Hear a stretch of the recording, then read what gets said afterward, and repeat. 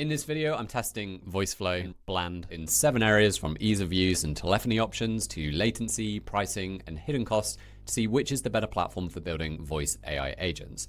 I'll also link to a side-by-side comparison below with all the results, and you can plug in your requirements to see which tool's the better fit for you. So let's start with VoiceFlow. So VoiceFlow is a platform for building customer service AI agents, and there's 2 parts to this. There's the kind of the voice agent part, and then also chat agents.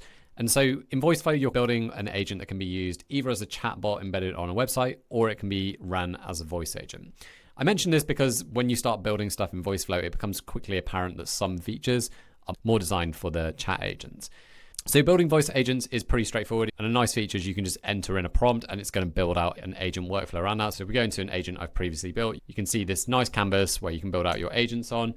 And building out these flows is pretty straightforward. You can just drag and drop to add agents. I personally don't love that you have to kind of double click into these to configure your agent. So you have to click on it once, then you have to click that, and then you pop your prompts in here and you can change things like the model. But credit where it's due, VoiceFlow's got a decent amount of native integrations. You can see up here, we've got things like Make.com, HubSpot, Airtable, Google Sheets, Gmail, and then we can also connect this into MCP servers, webhooks, etc. In general, it's a pretty powerful platform that's pretty easy to use. In terms of testing your agents, similar to a lot of tools, you can simulate a call in the platform. Connor, an AI agent that will demonstrate some key concepts in VoiceFlow. In this step, I'll demo how you can use exit conditions to navigate the conversation based on the user's intention. So I personally don't find the voice realism in VoiceFlow quite as good as some of the alternatives. It sounds a little bit more robotic.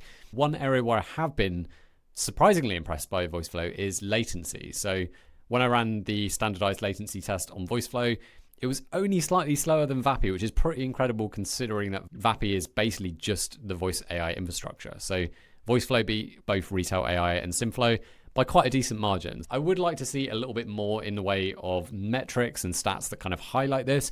They don't make that quite as visible as some of the other platforms. But if you do run a test, you can see the real-time latency in the logs, as well as your credit usage, which I really like. It's really nice to be able to see this breakdown here while you're testing. Now, telephony options, if we go back into the dashboard, you can go to phone numbers and you can add phone numbers here from the dashboard. Unlike some of the other platforms, you don't get any free numbers with VoiceFlow, so you will need to import your phone numbers from another platform. For me, this is not a deal breaker because I kind of have to do this anyway, regardless of what platform I'm using, because I generally need UK numbers. And the platforms that do give you free numbers, generally it's only a US or a Canadian one. Plus, they generally have restrictions on them around things like outbound calling. So not a deal breaker, but it's quite nice to get the free numbers just when you're testing. So it's one less thing that you have to do. So a few other things that are just worth being aware of. When it comes to concurrency, it's going to depend on what plan you're on. So by default, on the Pro plan, which is $60 a month, you get 5 concurrent phone lines. Then when you go up to the business plan, you get 15, and then enterprise, presumably it's whatever you negotiate. Now, while we're talking about pricing, VoiceFlow is a fairly interesting one because as you can see here, we've got these kind of flat monthly pricing plans. But really what's going on here is you still have an amount of credits. So you can see we've got 10,000 credits, but there's no monthly rollover. The long and short of this is that if you actually use the amount of credits that you buy, then VoiceFlow is very affordable. It comes out to around about 8 cents per minute, which is pretty much as low as you can possibly get at the moment for building a voice agent. However, the quirk around the monthly rollover means that, for example, if you only used half your credits one month, you're effectively paying double that amount, which means that's quite a lot more expensive than some of the alternatives. So it all comes down to whether you're actually going to use the amount of credits that you're buying. One little hack you could do is pay for an annual plan, and then you don't have to worry about the monthly rollover. You could also get a lower number of credits in the annual plan, so you kind of definitely use them up. But it's a little bit of a weird way of doing pricing. I wouldn't be surprised if they eventually change it, because most of the other voice agent platforms start with this kind of pricing and then eventually go to pay-as-you-go because of that reason. So next up, let's have a look at Bland AI. So Bland is one of the most powerful platforms for building voice agents on. It does have a bit of a learning curve to it, and I wouldn't recommend it to beginners, but it's pretty impressive how much stuff you can customize inside the Bland platform. So easiest way to get started in Bland is probably with conversational pathways. This gives you a nice kind of visual flow editor for building your agent on. So if we go into this one, for example, you can see, like a lot of platforms, you can build out your agents on this kind of nice canvas where each part of the conversation can be represented by a node, and then you can create different conditions for what to do based on how the caller responds. We can test our agent directly in the platform, so you don't have to hook this up to a phone number or have it call your phone just to test it, which is quite nice. Also, the testing functionality inside Bland is very mature. This is something that tends to set apart the good tools from the less good tools, is things like having evaluations and good QA features for testing your agents, because this is something that kind of starts to become more and more important when you start shipping agents to production.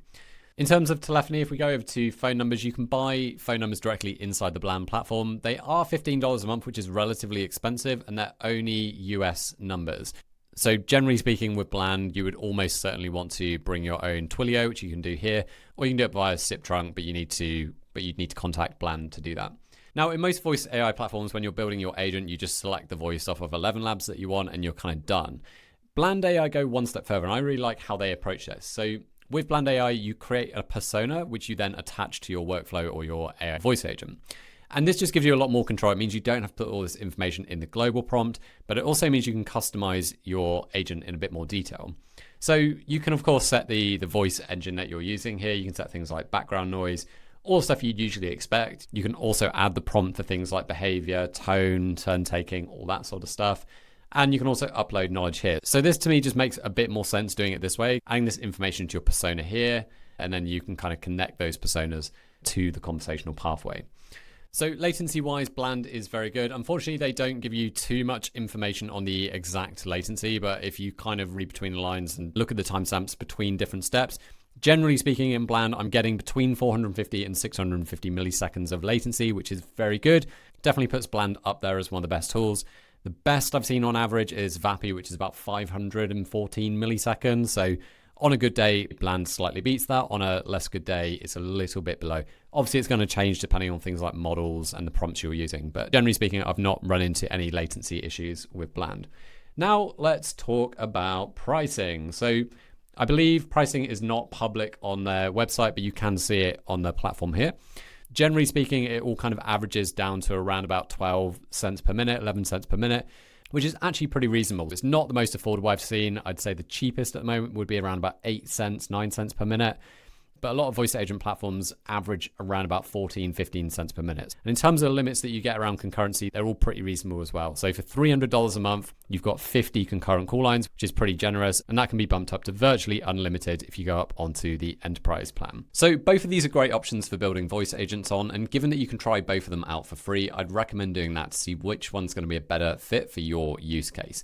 Now, I'll drop links to both of them below, as well as the side-by-side comparison I put together. And if you'd like to watch me live build the same voice agent on both platforms, as well as 4 other voice AI tools, and then live test them with real phone calls, you can check that video out here.